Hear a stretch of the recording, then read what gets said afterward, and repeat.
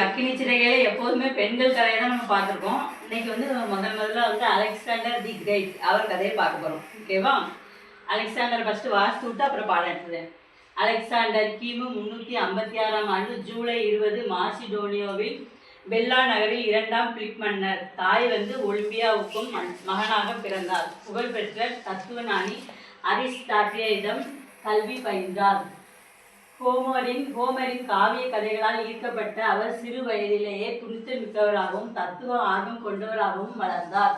புகழ்பெற்ற physio palace என்ற குதிரையை சிறு வயதிலேயே அடக்கியது இவரது அலெக்சாண்டரின் சாதனை ஆகும். அலெக்சாண்டரின் மனைவிகள் பாரிசாட்டிஸ் மற்றும் ஸ்டோடிடா ரோஸ்கானா ஆகிய மனைவிகள் உண்டு. பிலிப் மன்னர் தனது காவலர்களால் கொலை செய்யப்பட்ட போது அலெக்சாண்டர் தனது 20வது வயதில் அரியணை ஏறினார்.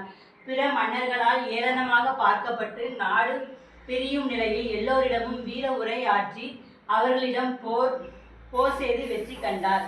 பாரசீக மன்னர் 3ஆம் டேரியஸை தோற்கடித்து பல நாடுகளை தன்வசம் ஆக்கி கொண்டார்.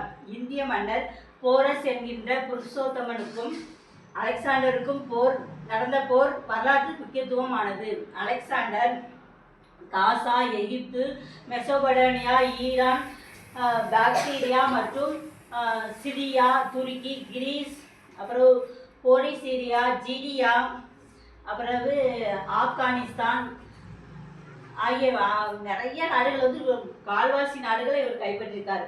அப்புறம் மல்லியன் பழங்குடியினருக்கு எதிராக நடந்த போரில் வந்து அலெக்சாண்டர் படுகாயம் அடைந்து தீவிர காய்ச்சல் காரணமாக மரணமடைந்தார்.